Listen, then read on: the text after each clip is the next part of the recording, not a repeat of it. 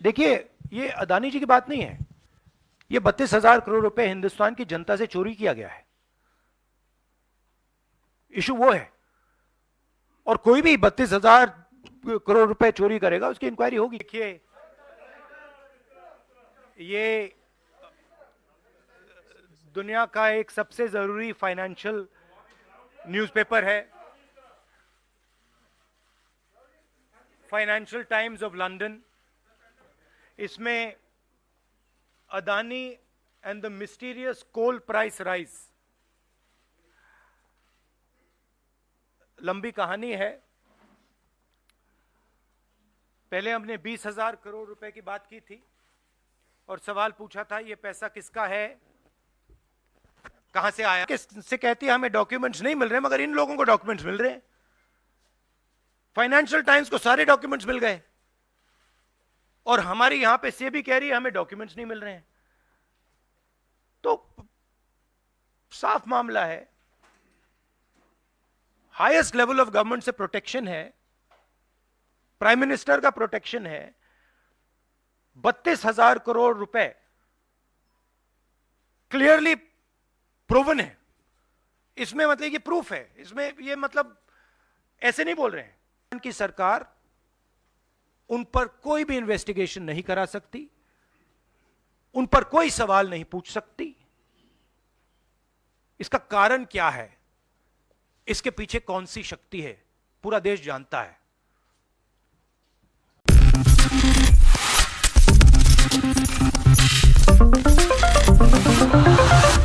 देखिए,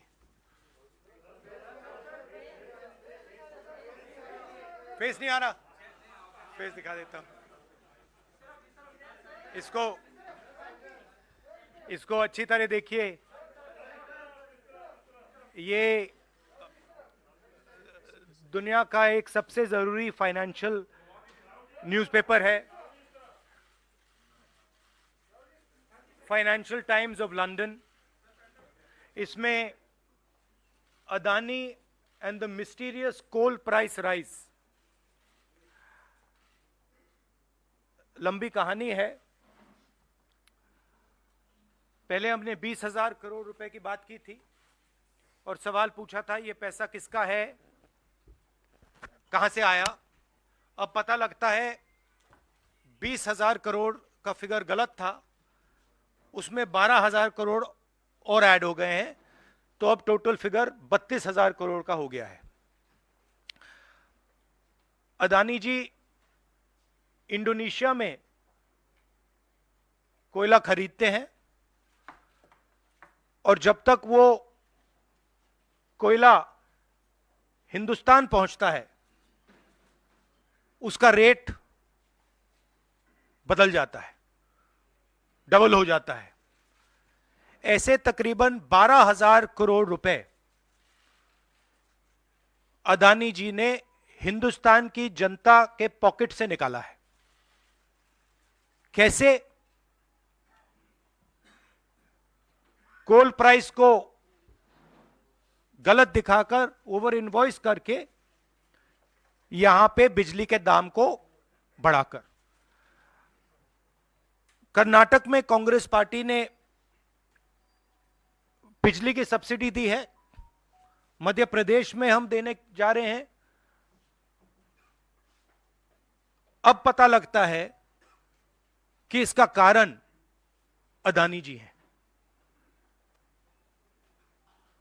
तो हिंदुस्तान के नागरिकों को यह समझना है कि जो आपका बिजली का बिल बढ़ता जा रहा है, इसमें से 12,000 करोड़ रुपए आपकी जेब में से सीधा अदानी जी ने लिए हैं। और ये सिर्फ मैं नहीं कह रहा हूं, ये दुनिया का एक सबसे जरूरी financial newspaper financial times London कह रहा है। अब इंटरेस्टिंग बात यह है कि यह स्टोरी आती है, मगर हिंदुस्तान की मीडिया एक सवाल नहीं पूछती। बिजली का मामला है, गरीबों का मामला है, सीधी चोरी का मामला है, मगर हिंदुस्तान में किसी भी अखबार को, किसी भी मीडिया चैनल को इसमें इंटरेस्ट नहीं है. There is a story in the Financial Times, one of the preeminent financial newspapers in the world, where they are clearly stating that Adani and the mysterious coal prices. Mr. Adani buys coal in Indonesia, and by the time the coal arrives in India, its price doubles, and he has taken approximately 12,000 crores from the pockets of the poorest people in India. Our electricity prices are going up, बिजली के दाम बढ़ते जा रहे हैं, और अदानी जी over invoicing करते हैं, पैसा गरीबों की जेब से लेते हैं. He takes money from the poorest people. Interesting question to me. The Financial Times has a huge story. This story would bring down any government. This is direct theft by a man who has been protected again and again and again by the Prime Minister of India. And the surprising thing is, not a single Indian newspaper is interested in picking up this story. Not a single media channel is interested in picking up this story. We are giving electricity subsidies in Karnataka, in Madhya Pradesh. And while we are giving electricity subsidies, Mr. Adani is over-invoicing coal and stealing directly from the people of India. And I don't understand why the Prime Minister doesn't comment on this. This cannot happen without the protection of the Prime Minister of India. It is impossible. So the question is, why is there no action being taken on this gentleman? Now, I have a CEC meeting, so if you have a couple of questions on this topic, because I would like you not to distract from this topic, so if you have a couple of questions in this topic, I'm happy to answer them.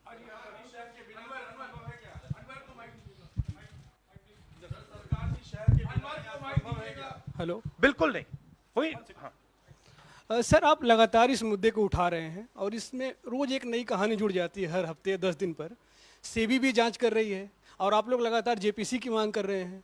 तो आपको लगता है कि सेबी की जांच से कोई नतीजा निकलेगा या कुछ और आप जेपीसी से ही लगातार आप इस पर? सेबी ने सरकार को कहा कि हमें डॉक्यूमेंट्स नहीं मिल रहे हैं. सेबी सरकार के से कहती है हमें डॉक्यूमेंट्स नहीं मिल रहे हैं, मगर इन लोगों को डॉक्यूमेंट्स मिल रहे हैं. फाइनेंशियल टाइम्स को सारे डॉक्यूमेंट्स मिल गए, और हमारी यहां पे सेबी कह रही है हमें डॉक्यूमेंट्स नहीं मिल रहे हैं. तो साफ मामला है,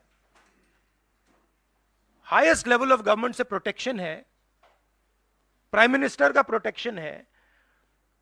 32,000 करोड़ रुपए क्लियरली प्रूवन है. इसमें मतलब ये प्रूफ है, इसमें ये मतलब ऐसे नहीं बोल रहे हैं, सारा डॉक्यूमेंटेशन है इनके पास, मगर कोई एक्शन नहीं. और इस बार तो हिंदुस्तान की जनता की जेब से चोरी किया जा रहा है. बिजली बिल जब आप पंखा चलाते हो, गरीब लोग पंखा चलाते हैं, ट्यूबलाइट चलाते हैं, तो याद रखिए जब आप बटन दबा रहे हो, जैसे ही आप बटन दबाते हो, ये जैसे मैंने अभी ये स्विच दबाया, वैसे अदानी जी के जेब में पैसा जाता है. और करवा कौन रहा है? अदानी जी की रक्षा कौन कर रहा है? हिंदुस्तान का प्रधानमंत्री. तो याद रखिए, हिंदुस्तान का युवा, अब याद रखिए, जैसे ही आप स्विच दबाते हो, चाहे वो बल्ब हो, पंखा हो, बिजली का पंप हो, याद रखिए अदानी जी के जेब में सीधा पैसा जा रहा है, और अदानी जी की रक्षा नरेंद्र मोदी कर रहे हैं. 32,000 करोड़ रुपए तो हमने दिखा दिया है, पता नहीं और कितना है.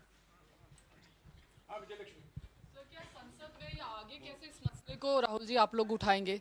नहीं, हम उठा रहे हैं, और ये मसला सिर्फ हम नहीं उठा रहे हैं, ये मसला अब फाइनेंशियल टाइम्स ने उठाया है. अलग अलग देशों में इंक्वायरी हो रही है, लोग सवाल पूछ रहे हैं, मगर हिंदुस्तान में कुछ नहीं हो रहा। हिंदुस्तान में बिल्कुल ब्लैंक चेक दिया हुआ है अदानी जी को। जो भी वो चाहते हैं, electricity, power, ports, airports, agriculture, जो भी वो करना चाहते हैं कर सकते हैं, कोई इन्वेस्टिगेशन नहीं होगा। भाइयों और बहनों, 32,000 करोड़ रुपए, ये नंबर आप याद रखिए, और आस्ते आस्ते ये बढ़ता जाएगा, क्योंकि ये आखिरी कहानी नहीं है, ऐसी बहुत और आएंगी। बढ़ता जाएगा, बढ़ता जाएगा। और याद रखिए, जब आप बिजली का प्रयोग करते हैं, अदानी जी ओवर इनवॉइसिंग करके आपके जेब में से पैसा निकाल रहे हैं। हर यूनिट में आपसे पैसा लिया जा रहा है। और मैं सिर्फ एक सवाल पूछ रहा हूं भाइयों और बहनों, युवाओं, प्रधानमंत्री अदानी जी की इंक्वायरी क्यों नहीं करा रहे हैं? एक बार नहीं, अनेक बार सवाल उठे हैं। हमने पार्लियामेंट में बात उठाई, पब्लिक मीटिंग्स में हम कहते हैं, प्रेस कॉन्फ्रेंस में हम कहते हैं, अदानी जी में क्या बात है कि हिंदुस्तान की सरकार उन पर कोई भी इन्वेस्टिगेशन नहीं करा सकती, उन पर कोई सवाल नहीं पूछ सकती? इसका कारण क्या है? इसके पीछे कौन सी शक्ति है? पूरा देश जानता है।